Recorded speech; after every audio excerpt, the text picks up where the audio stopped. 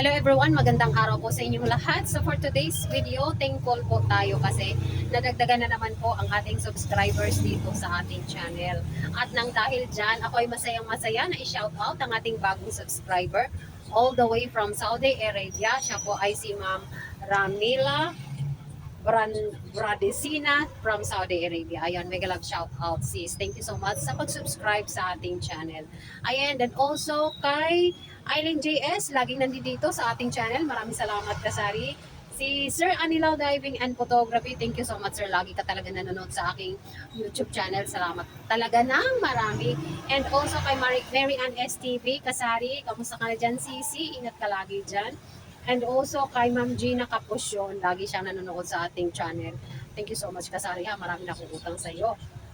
And also kay Princess Ren, kung gusto nyo rin mga kasari na may shout out ang inyong mga birthdays, kung kami ng inyong birthdays, i-comment nyo lang dyan sa ating comment section and isi-shout out ko yan. And for today's video pala mga kasari, gusto kong i-share ang nangyari sa atin dito kahapon nung maaga tayong pumasok.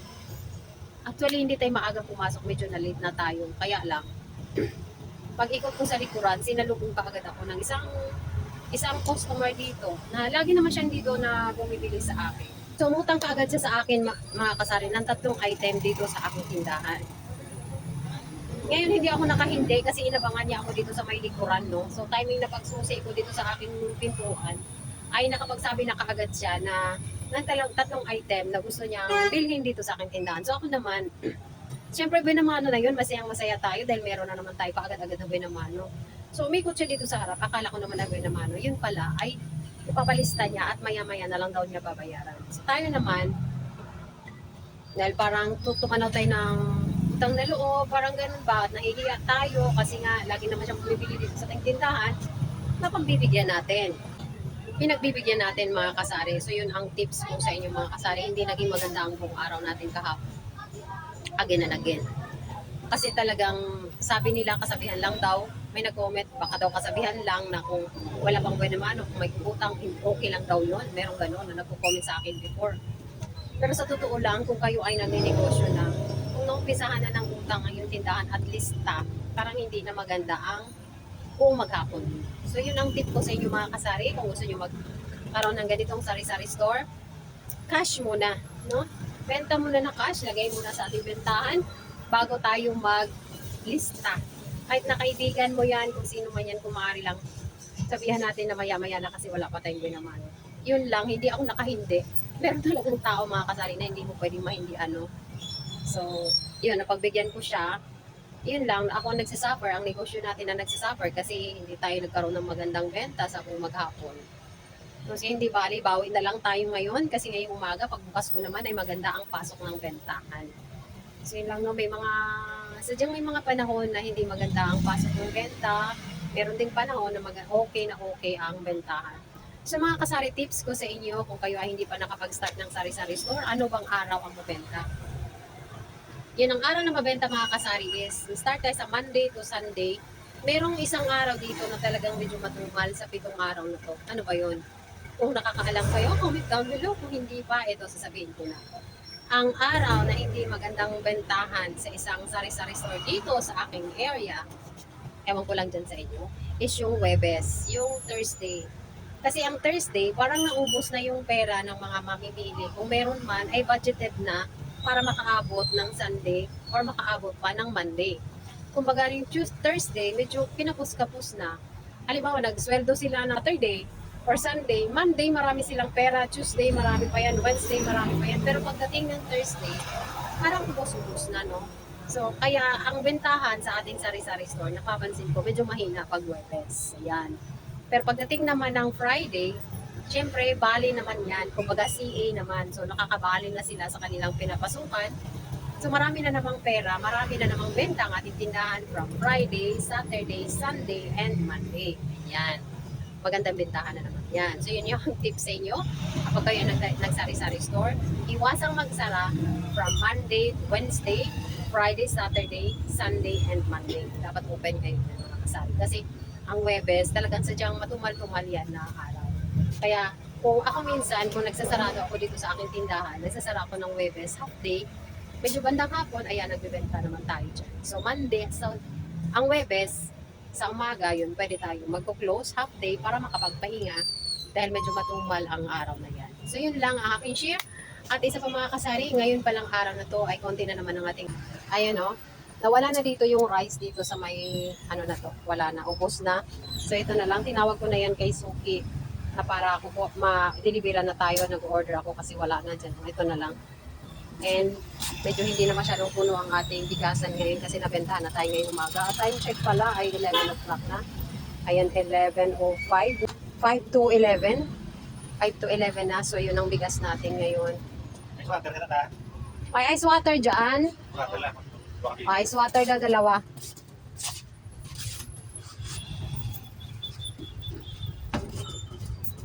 Gila na? 6 pesos. Expense. Gila na ta?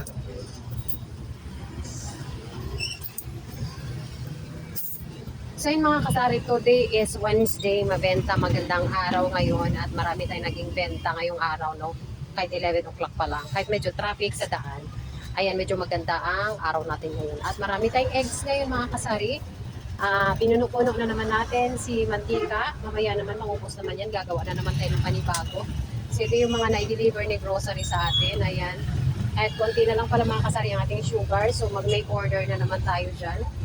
Ayan, so ito yung ating mga snack section. Medyo alive na alive ang ating snack section ngayon. Marami yan. Kasi nga marami tayong na-order kay grocery.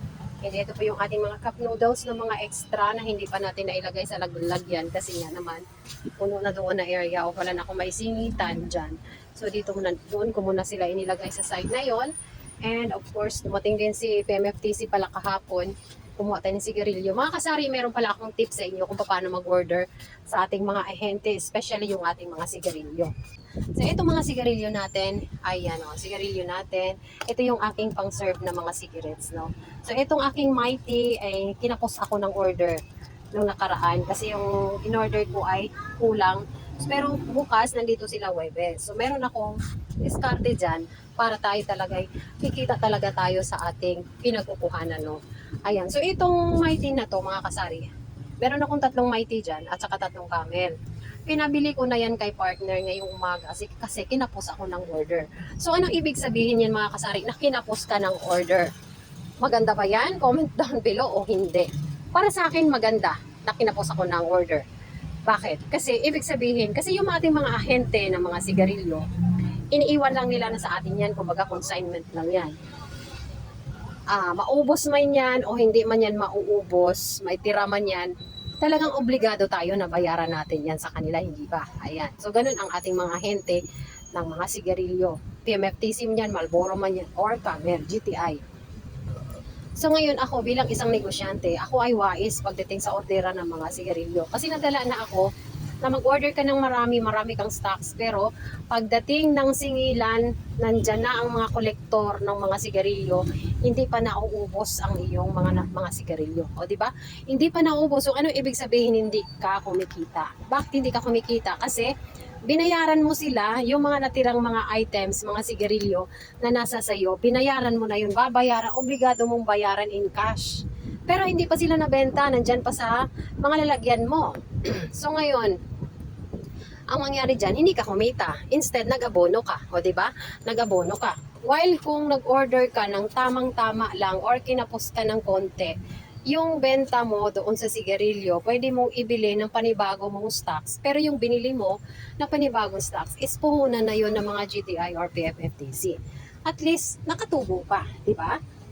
Natubuan mo, kumita ka doon sa item na iniwan nila sa inyo. Kasi kung kukuha ka ng sobra, pagdating sa singilan, hindi mo pa naubos ang mga kinonsignment mo ng mga sigarilyo, lugi ka mga kasari. Natatambak lang sa iyo ang items. Hindi nagro-roll ang pera. Nasa sayo lang ang pera, nasa sayo lang pala ang mga items, pero hindi pa nabibili. Then, babayaran mo na in cash sa mga ahente. So, better kung mga tips ko sa inyo mga kasari, much better kung o-order ka ng tama lang or kapos ng konti. Ibig sabihin, nabenta mo lahat ang items. O, di ba? Bumili ka na lang sa labas ng 3 kaha, 2 kaha, kasi bukas nandyan na si ahente. O, di ba? Mga kasari, magandang tips yun. Para hindi ka Para at least kumita ka, kumbaga. Kasi kung kukuha ka ng marami, hindi pa naubos. Babayaran mo ng magpapalawal ka, mag-aabono ka sa sarili mong bulsa. Tapos yung item nila, nandyan na, binayaran mo na. Tapos, pagsakan ka na naman ng another sangkatutak na naman na items na stocks ng sigarilyo, madadagdag, mas tax lang na mas tax sa'yo, hindi ka kumita. So, yon ang aking tips sa inyo mga kasari sa pagkuha ng mga sigarilyo natin sa ahente. Tatansyahin nyo lang kung ilan ang kaya nyo ubusin for 2 weeks kung kailan babalik yung mga ahente nyo. Para kumita ka, nagkakaroon ka ng gain, nagka-gain ka ba? Kasi kung madami, tapos mag-aabono ka lang, useless. Hindi ka kumita, natatambak lang yung pera mo dyan sa stocks ng sigarilyo mo, dyan sa stocks, marami kang stocks, pero wala ka pang gain, di ba? So, yun ang aking share sa inyo mga kasari, no? Maraming salamat po sa inyo lahat sa patuloy na pagsubaybay sa ating channel, and mega love shoutout po sa aking mga bagong subscribers and ang aking mga friends dito sa YT, especially yung aking sari-sari store dyan. Mega love shoutout and happy selling po sa ating lahat, and thank you so much and God bless everyone. Bye-bye!